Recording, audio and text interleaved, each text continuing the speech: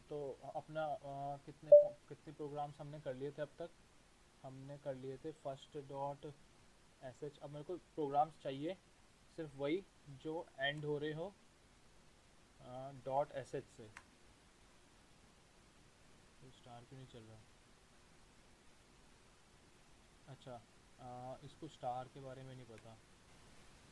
हाँ, first test dot script इतने programme करे हमने, ठीक है। अब हम आगे चलते हैं, इफ़ कंडीशंस के बारे में पढ़ते हैं।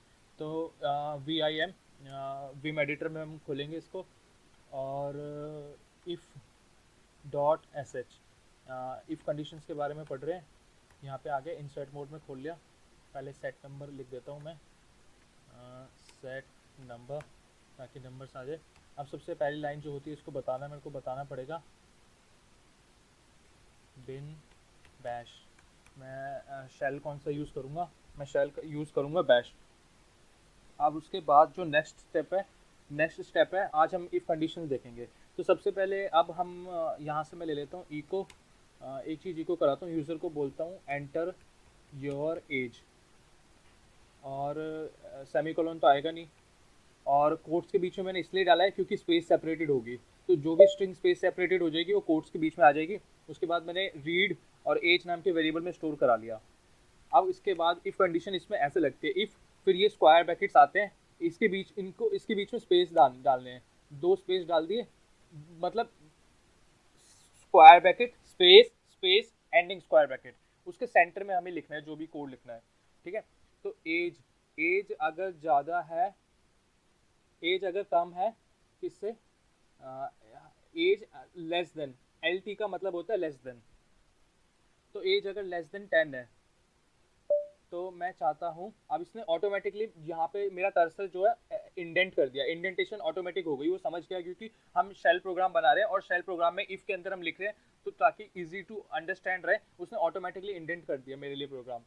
अब एज लेस देन अगर 10 है, तो मैं प्रिंट करा देता हूँ, इसके बाद लिखना होता है मुझे देन, इफ के बाद फिर यहाँ पे ये आता है।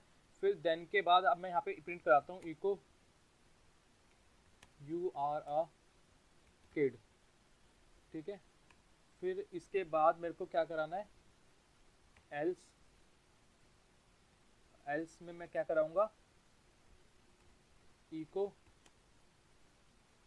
You are not a kid any more. और इफ को एंड कैसे करना है? एफ आई से। जैसे स्टार्टिंग में आई एफ होता है, एंडिंग में एफ आई होता है। तो ये बस इसके लिए अलग है, बाकी सब में मतलब थोड़ा सा इसका सिंटेक्स अलग है, लॉजिक वही सब रहेंगे। जैसे सी प्लस प्लस में हम एल टी की जगह लेस देन का साइन यूज करते होते थे, less than equal, less than का सिर्फ।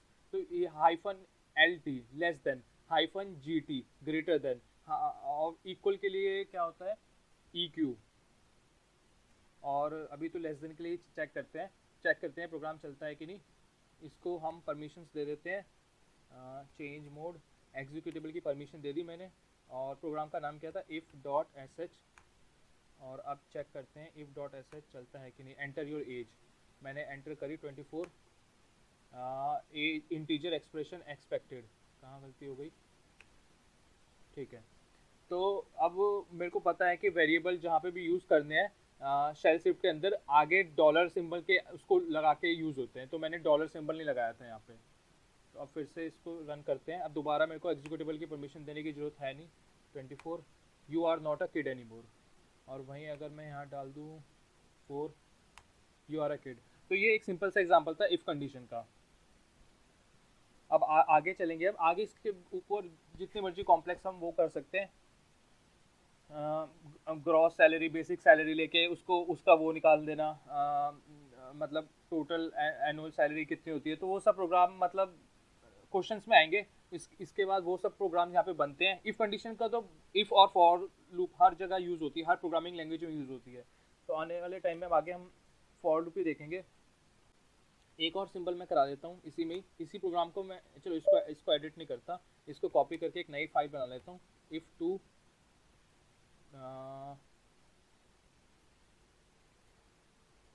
If program, if program two dot S H और सोर्स फाइल कौन सी है, if डॉट एस एच, और ये डेस्टिनेशन फाइल, ये नई फाइल बन गई। यहाँ पे आया if program 2 dot S H. यहाँ पे अब मैंने कहा enter a file name, enter a file name में उसने फाइल एंटर कर दी होगी, फाइल नेम। और वेरिएबल नेमिंग कोई भी यूज़ कर सकते हैं, या तो मैं ऐसे कर सकता हूँ या ऐसे भी कर सकता हूँ, जो मेरे को पसंद आए। तो मेरे को कैमल केस, जावास्क्रिप्ट से बिलोंग करता हूँ मैं, तो कैमल केस मेरे को अच्छी लगती है, इसलिए मैं कैमल केस यूज़ कर रहा हूँ। वैसे अपने ऊपर निर्भर करता है वेरिएबल नेम। अब यहाँ पे डॉलर फाइल नेम आ जाएगा, डॉलर फाइल नेम। तो मुझे बताना है कि ये वैलिड फाइल नेम है कि नहीं है। तो वैलिड फाइल नेम बताने के लिए हमको ये ऑप्शन देता है -f यूज़ करने का। -f से वो ऑटोमेटिकली डिटेक्ट करेगा कि ये एक वैलिड फाइल नेम है या नहीं है। तो यहाँ पे मैं प्रिंट करा दूंगा वैलिड फाइल नेम, अदरवाइज मैं प्रिंट करा दूंगा इनवैलिड फाइल नेम।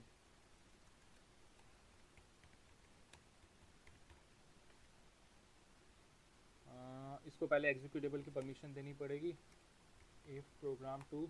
अब यहाँ पे चलाएंगे, फाइल नेम एंटर करते हैं। तो पहले मैं इनवैलिड, या पहले मैं if dot S H he type कर देता हूँ, ये भी एक फाइल ही है, वैलिड फाइल नेम। अब मैं एक इनवैलिड फाइल नेम टाइप करता हूँ, if 2 dot S H, invalid file name.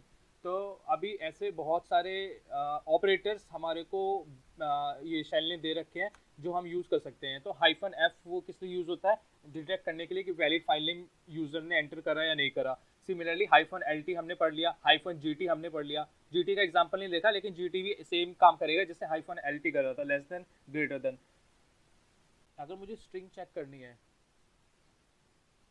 String कैसे चेक करेंगे, तो इसके लिए cp if program 2 if program 3 dot sh, एक नया प्रोग्राम बना देता हूँ, vim if program 3 dot sh।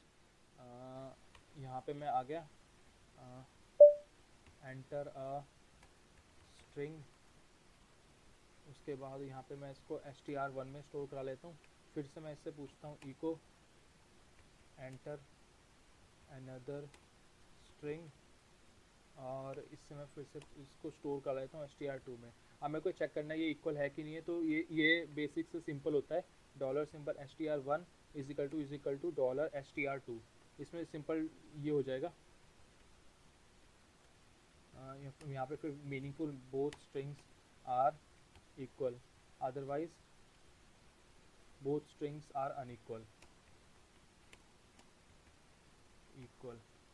इसको एंड कर देते हैं, इसको परमिशन दे देते हैं हम एग्जीक्यूटेबल की, इफ प्रोग्राम 3, यहाँ पे if program 3 enter a string abc, enter another string abc। तो both strings are equal. Similarly strings के लिए सिंपल यूज़ होता है,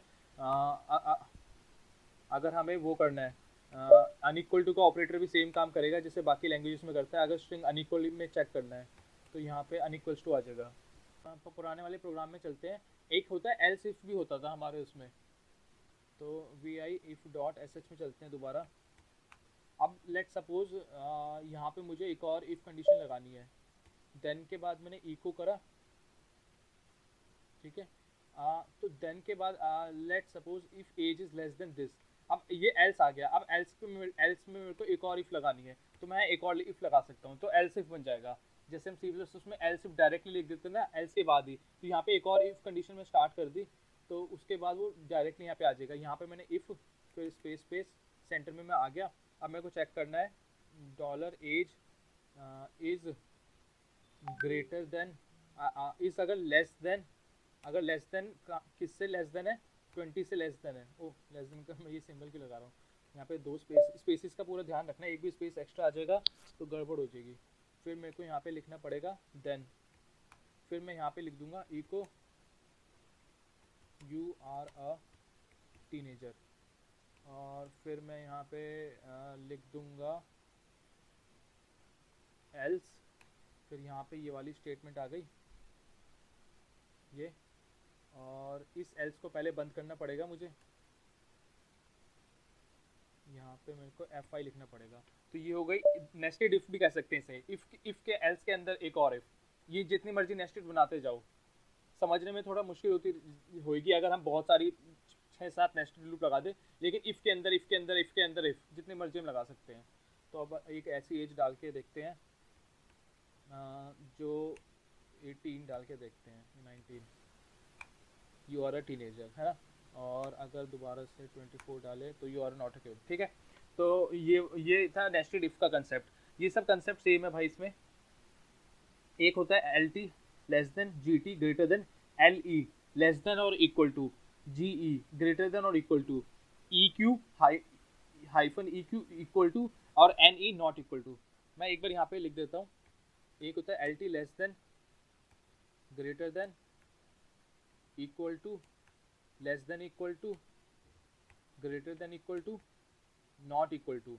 तो ये नंबर्स के केस में ऑपरेटर्स हम यूज़ कर सकते हैं। उसके बाद hyphen A stands for and operator और हाइफन ओ स्टैंड्स फॉर और ऑपरेटर। जो हम सी प्लस में एंड करते थे ना, if this is true and this is true, दोनों ट्रू होंगे, एंड ऑपरेटर जो होता था दोनों ट्रू होंगे तभी इफ कंडीशन एग्जीक्यूट होगी। तो एंड ऑपरेटर के लिए यहाँ पे सिंबल है हाइफन ए।